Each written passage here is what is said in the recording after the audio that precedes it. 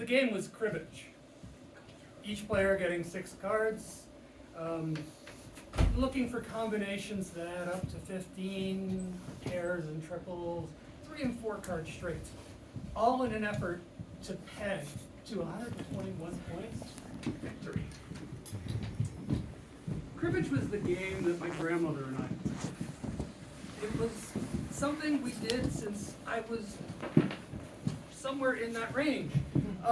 Since I could hold cards, since I could count points. She didn't play with my brothers. She didn't play with my cousins.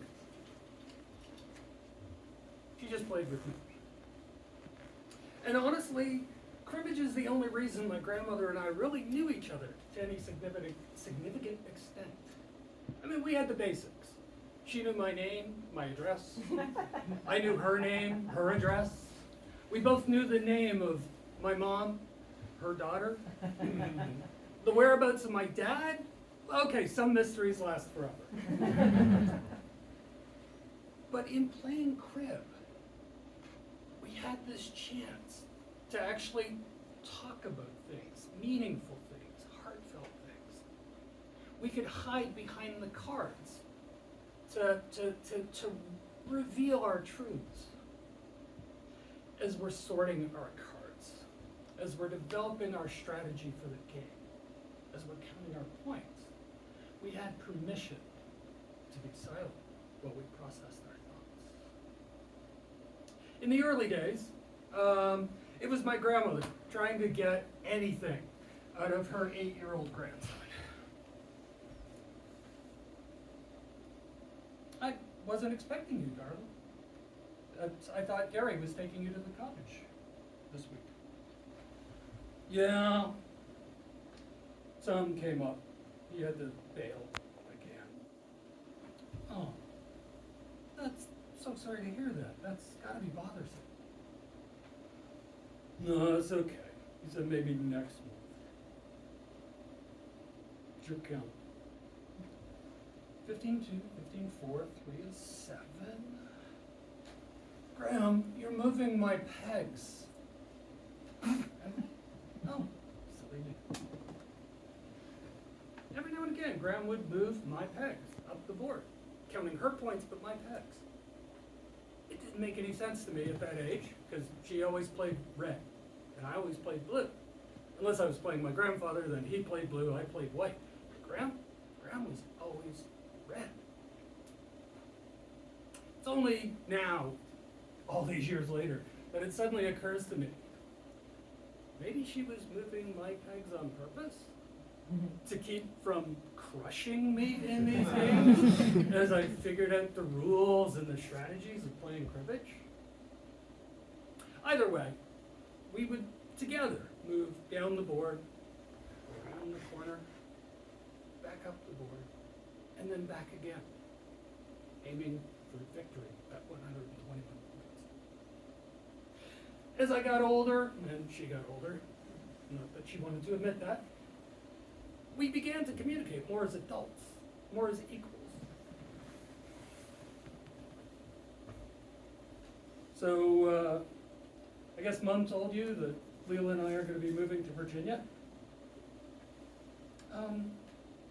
She mentioned it. It sounds exciting. I'm sure you're excited about the new job. Yeah, it's a really great opportunity, but I'm not going to lie. Like, I'm going to miss this. I'm going to miss you. Oh, that's sweet, dear, but don't be bothered about me. I'll be okay. Oh, I know you'll be fine. But I'm still going to come back as often as I can and kick your butt. Oh, very funny, very, very funny. What's your count? All right, well, this is going to be easy. 19. For those who don't play cribbage. 19 is impossible to get. No combination of cards will give you a score of 19. So 19 became this ironic way within the game to say, your strategy sucked, you failed big time, you got nothing. And yet, despite that, we moved down the board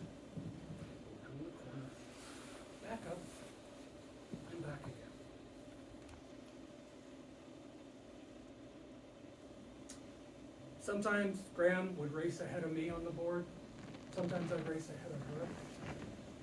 But there was comfort in knowing that at the end of each game, we'd come together and we'd go back to the start together. As Graham got older, I became the caregiver. The roles reversed. And cribbage became a way for me to keep tabs on how she was doing, physically and mentally.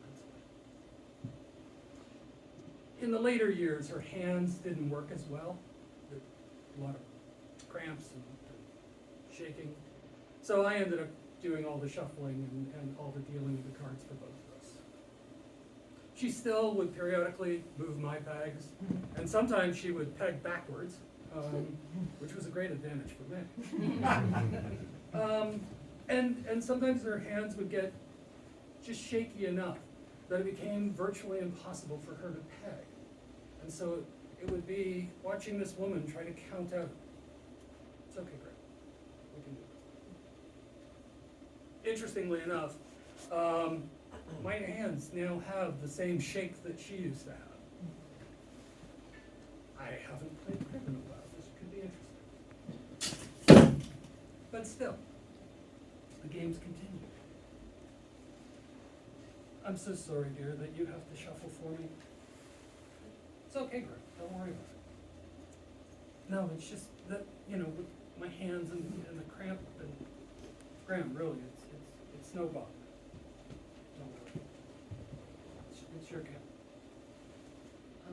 Okay. 15-2, 15-4, 15-6, 15-8, 15-10, 15-12, 15-14, 15-16.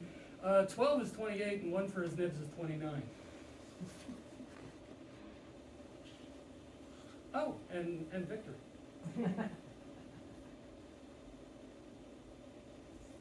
Fuck me.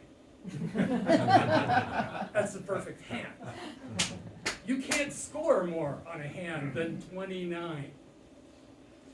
In all the years that I have played crib, whether with my grandmother or with anyone else, I have never gotten a perfect hand.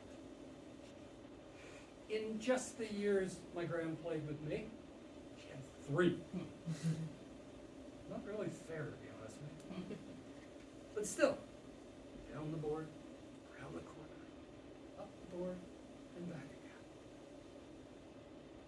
Every time we would go around that board, it was another day, it was another month, it was another year of the time we spent together.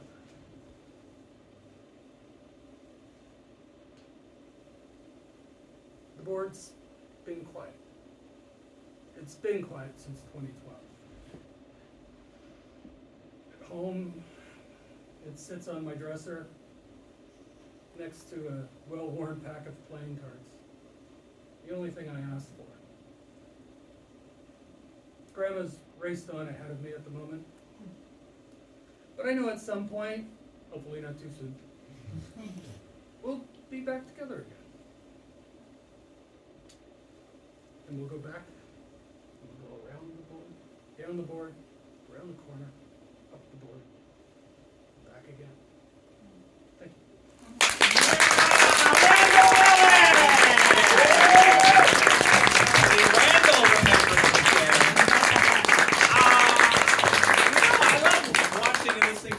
Because he's got a very Stuart McLean vibe, like the Vinyl Cafe. It's this very bucolic, scene with his grandmother until he says, "Fuck me!" Folks, put your hands together. After dark. What's that? That's the after. The After Dark, right, where Stuart McLean takes his sweater off. Okay, great. Diane